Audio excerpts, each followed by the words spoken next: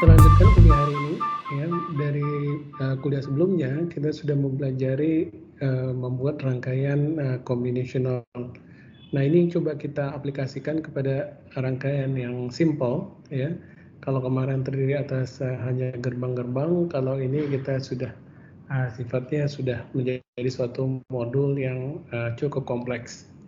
Nah, sebagai contoh kita membuat multiplier, ya, karena multiplier merupakan rangkaian yang cukup besar, ya, cukup besar di chip. Kalau sudah buat di RTL mungkin simple, tetapi ketika dia di sintesis menjadi sebuah rangkaian, dia menjadi rangkaian yang kompleks.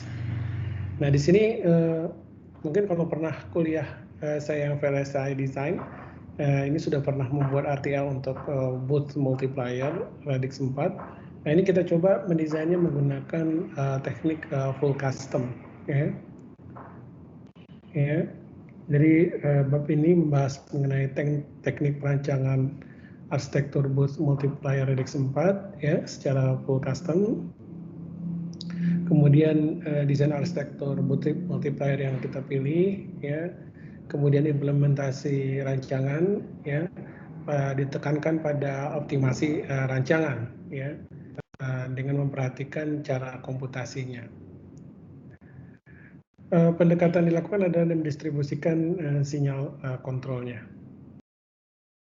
Nah, ini contoh blok diagram dari arsitektur booth multiplier radix 4 dengan kapasitas 16 bit, ya. Saya nggak tahu saudara sudah belajar belum ini, tapi pada prinsipnya cara memultiplikasinya yaitu dengan multiplikannya itu tergantung daripada multipliernya, ya. Ada 3 kemungkinan, apakah dia datanya langsung saja masuk, atau kita geser 1 bit, atau kita geser kita geser 1 bit kah, atau nilai 0, ya, atau data originalnya, ya. Kemudian sini ada booth recoding combinational, dia melihat bitnya tersebut. Jadi di 3 bit ini diamati apakah nanti datanya yang 0 atau data multiplikannya sendiri atau multiplikan dikali 2-nya, ya.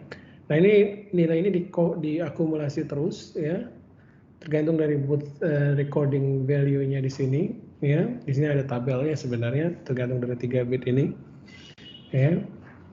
Nah, kemudian dia di-add atau di-sub dengan nilai ini, ya. Nah, ini adalah prinsip kerja daripada booth multiplier. Nah, dari sini fungsi-fungsinya yang harus dibuat, ya. Pertama decodernya, ya. Di sini ada booth recording, ya. Berarti kita perlu membuat booth decoder dengan fungsi untuk di sini ada fungsi selector cell atau cell node, ya. Fungsi zero, fungsi add dan sub. Nah, pertama saudara harus tahu fungsi logika dari masing-masing nilai tersebut. Kalau kita punya input A, B, C, maka kita buat fungsi booleannya kira-kira seperti ini, ya. A untuk add sub-nya, untuk zeronya ABC plus ABC not, ya, zeronya B not C, gitu, ya. Nah, ini intinya kita buat fungsi boolean dari masing-masing booth decoder ini. Nah, kembali ke sini, sebenarnya fungsi rangkaian combinationalnya di sini kan hanya di booth recording yang kita perlukan. Kemudian di sini ada multiplier, ini juga combinational. Kemudian ada rangkaian combinational lainnya adalah multiplexer, ya. Tapi ada juga sekuensial. Sekuensialnya di sini adalah shift register dan register yang ada di sini.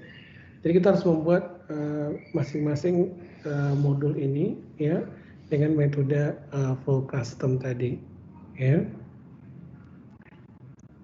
Nah, tadi yang fungsi combinational yang kompleks mungkin di booth decodernya dengan fungsi boolean yang ada di sini.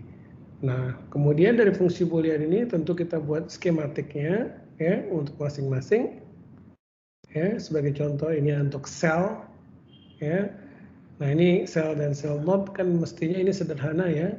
Untuk sel ya B not BC not tambah BC gitu ya. Di sini kita lihat ya. Nah, ya BC not ini BC not C ya. Not BC gitu ya. Nah, ini kita buat skematiknya. Nah, kemudian baru kita buat layoutnya. Saudara lihat di sini layoutnya cukup bagus ya. Di sini saudara lihat tinggi daripada PMOS-nya ini sama, ya. Kemudian di sini diberi kontak sebanyak mungkin di PMOS, ya. Kemudian di jalur VDD-nya ini ditambah kontak untuk substratnya.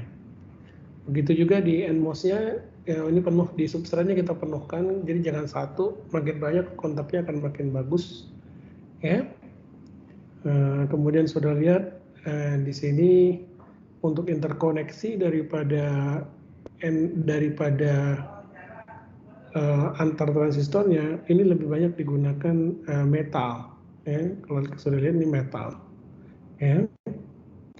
Nah, kemudian di sini juga antara source drain-nya dibuat batting, ya, sehingga well-nya bisa continuous, ya, well-nya bisa continuous dan bisa di merge juga. Jadi desainnya jadi cukup simple. Nah, ini untuk yang zero, ya, fungsi dari zero, ya. Kalau kita lihat tadi fungsi zero itu adalah ini ABC tambah A not, B not, C not, ya. Ya, seperti ini, ya.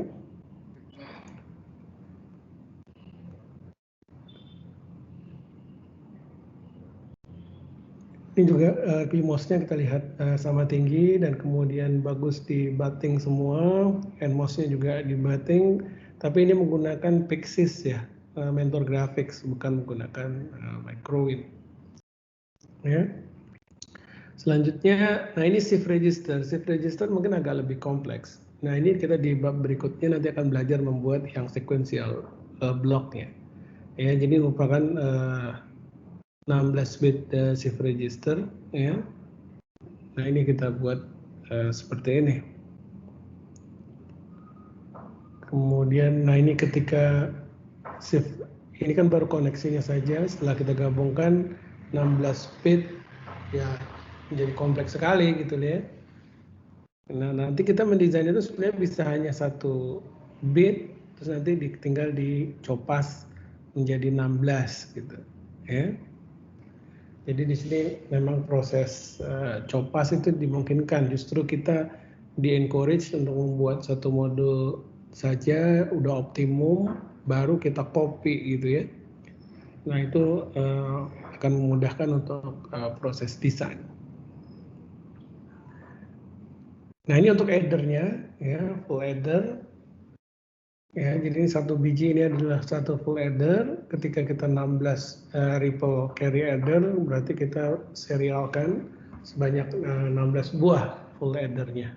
Ya. Jadi bentuk kira-kira seperti ini. Ya, dengan fungsi carry out-nya merupakan and dan or, ya, dan sum-nya seperti ini. Nah, ini kemudian untuk driver paralel, ya. Ya, ini kalau dia 4, ini sebenarnya paralel yang maksud itu begini. Jadi ini tadi ada shift register, driver paralel yang makin banyak. Ya, ini desain yang lain nih sebenarnya. Kalau ini sebenarnya kalau kita tidak menggunakan shift register di booth multiplier ini kan bisa juga gitu ya. Jadi ininya dibuat 4 buah gitu, 3 bit, 3 bit, 3 bit, kemudian addernya juga kita banyakkan sehingga tidak perlu shift register, ya.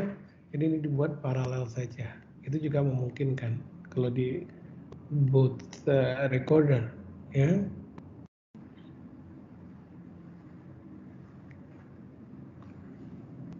Ya, kekurangan kalau kita membuat driver paralel, luasnya lebih besar, ya. Oh maaf, ya besar. Kemudian kalau desainnya itu terlalu besar, ya, sinyal kontrolnya itu jadi masalah gitu ya. Karena nanti akan ada delay di sinyal kontrolnya. Makanya di sinyal kontrolnya set sendiri, ya,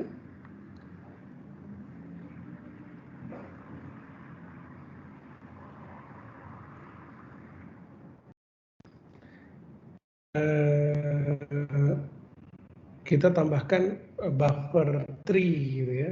Saya pernah jelaskan kalau nggak salah ya, satu clock kita tambahin buffer sehingga lebih banyak fan out yang bisa dilakukan ya. Nah ini kalau kita implementasikan maka kita dapat hasil implementasi seperti ini. Kalau dia tidak paralel satu recorder ya, jumlah transistor memang kecil, 31 PMOS, 25 NMOS gitu ya. Tapi kalau kita paralel 4 dia akan PMOS-nya akan besar sekali, bisa sampai 124 dan NMOS-nya juga banyak. Tapi dari segi desain nggak jauh beda ya, karena kalau yang di atas ini mungkin kompleksitas daripada interkoneksinya akan semakin banyak gitu ya.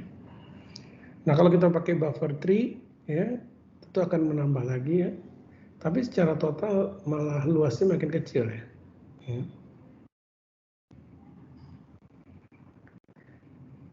Nah ini desain buffer tree yang dimaksud. Jadi dari satu sinyal kontrol kita pecah menjadi dua, dari dua kita pecah lagi, dua lagi gitu ya, sehingga beberapa stage baru masuk ke modul yang akan kita drive ya.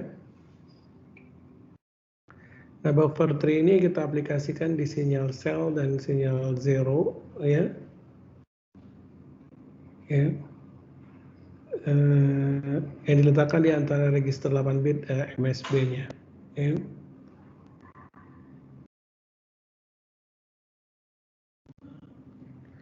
Nah kemudian kita cek juga delay-nya, ya, delay propagasinya, ya, antara tiga alternatif desain tadi yang menggunakan satu recorder, menggunakan 4 paralel, menggunakan buffer tree dibandingkan gitu ya, kita lihat delay propagasinya, ya, kita bandingkan delay propagasinya, ya. Nah kemudian ini dicoba untuk melihat delay propagasi, kita coba mengalihkan gitu, misalnya mengalihkan 23 kali 35, mengalihkan min 113 kali 1, min 113 kali 0. Nah kita lihat delay propagasi yang terjadi. Dari sini kita bisa lihat ya delay propagasi sinyal kontrolnya. Ya, jadi itu contoh desain ya yang lebih kompleks ya. Kita menggunakan booth multiplier. Kira-kira ada pertanyaan di sini? Nah, ini waktu dulu ini jadi semacam tugas ya, tugas besarnya. Salah satu contoh tugas besar. Ya nanti kalau untuk tahun ini kita cek seperti apa desainnya nanti akan dibuat ya. Dan waktu itu ini juga bisa jadi paper dan kita bisa submit ya untuk konferensi di luar negeri waktu itu. Baik, ada pertanyaan untuk sini?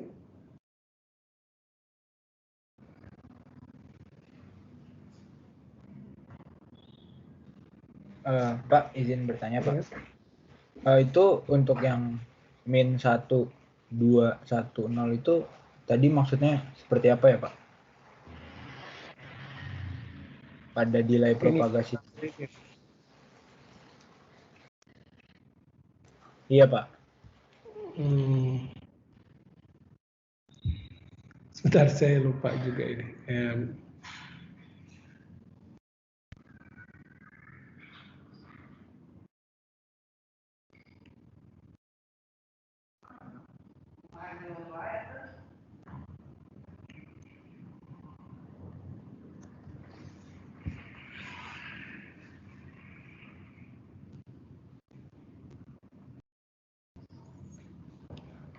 Saya harus cek lagi ya. Ini saya lupa juga.